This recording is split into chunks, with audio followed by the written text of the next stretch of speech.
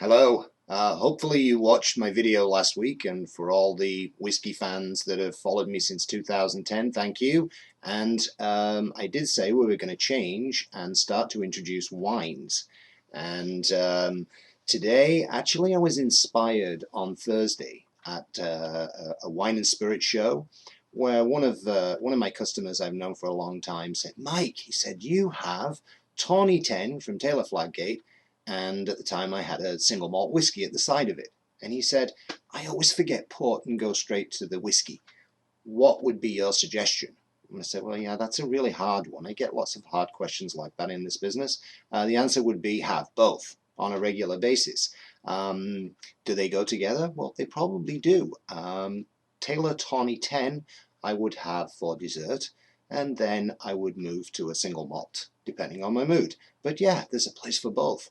Now, could we have them together, and could we look at the different characteristics? Sure. So I think today I've got two perfect companions. So we have the Taylor Fladgate Tawny 10, very famous, and we have Glenmorangie Qinta Ruban. Now, what it's done, Glenmorangie always use ex-bourbon casks, pretty much always. The original is 10 years, and with this one, they matured it for 10 years in ex-bourbon cask, and then they finished it in a very small port cask from the Douro Valley, in near to Porto, the famous area for port, and I'm intrigued to see what this will be like. It should have a lot of port characteristics. It's been very close to the wood. So what I'll do first is let me talk about the port. Let me talk about Tawny 10, and then I can explain better on the casks. Now, the very first thing about Tawnies in particular is people will always say, "Mike, you're from Britain, you always have your ports with Stilton, right?" Now, you know, to the wine people, that's called a contrast. It's not where they marry, but they actually do, because, you know, sweet and sour. But the thing that people forget is there's two styles of port, and Tawnies do not go with Stilton at all. Late bottle vintage ports are wonderful with Stilton. But Tawnies are more for creme brulee, apple pie, and some little tricks I'll show you in a little while. So let's pour a little bit of this. So remember, it's a fortified wine. It's 20% alcohol. It's had a little bit of brandy spirit to stop the fermentation. So we have extra sweetness there, but it's a wonderful craft, making port since 1692 at Taylor's. So on the nose, you're going to get rich fruits, dark fruits, a little bit of nut, which I have used in our food pairing today, but a little bit of nut, raisins. Yeah. So look at it. It's tawny. So the vintage, the late bottled vintage, have been in very large vats. So yes, they've matured in oak, but they haven't had too much wood contact. A Tawny has spent, this one, 10 years, but in smaller casks. So it's getting a lot of the wood contact. That's the reason also for the colouring. The other tip to remember on the difference in ports is that a vintage port is going to be working in the bottle for quite some time, which is why you can lay them down for, you know, anywhere from 10 years to 100. I've had 200-year-old port that's tasted fantastic. A Tawny's work is done. As soon as it's bottled, it's ready to drink. So 10 years, that's it. Don't lay a Tawny down. There's no point whatsoever. Also, serve it a little bit chilled, just a little bit. Whereas vintages, you don't have to. Vintages, room temperature is fine. A little chill on a Tawny is very good.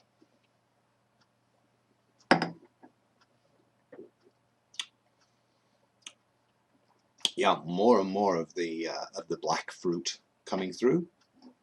So that's a little tiny bit about the port. So moving along. And by the way, quite often, I'm not sure if other people do this on videos. They probably do. Probably practice. Probably have nose and taste, and I've nosed and sampled hundreds of single malts, but I've never had this. And you could see the bottle was full, so I have no idea.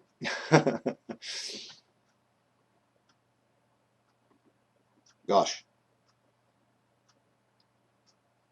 The two things that I pick up the fruit, not obviously this exact same aroma, but I certainly pick up lots of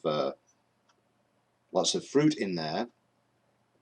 I certainly pick up some hints of nut, but the one thing that I get, and it's funny because it's probably going to come up in about 3 videos from now, I would think, is I get a similar nose to a single malt finished in an Amarone cask from Italy.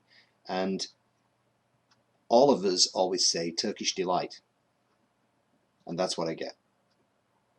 Turkish Delight, which was one of my favorite sweets as a kid. Fry's Turkish Delight. Okay, now, probably don't need water on this. Tend to usually have water, but probably for this we won't.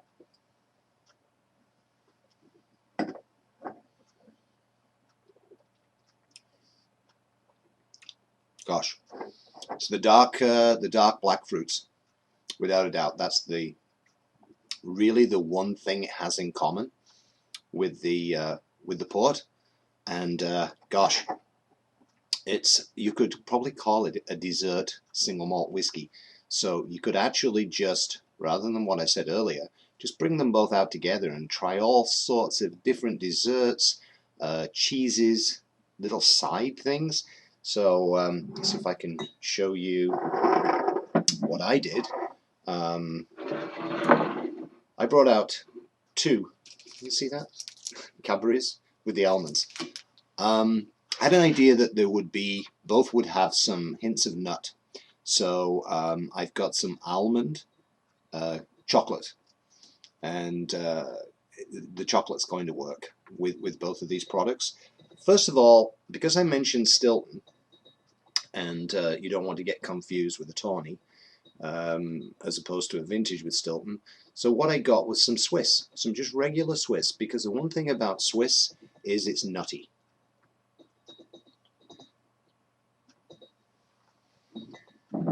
It's not very salty, which I didn't think you'd want a very salty cheese with either of these products. Let's just try the whiskey with it.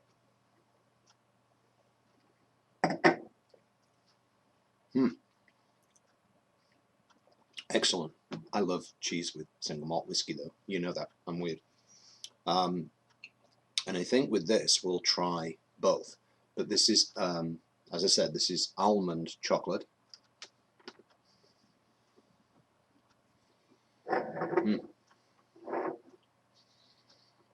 Pretty sure the port will be perfect.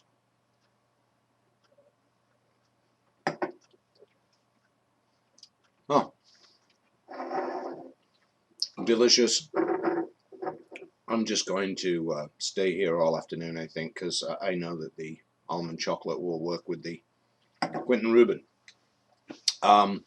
So Glenmorangie has both this and also has a beautiful one finished in sherry, which I will cover later. I want to stay with wine, so it could be Amarone or Sauternes or something. Anyway, hope you enjoyed, and you got an idea on what to do with a nice Tawny and a single malt finished in a port cask. Till next time, bye.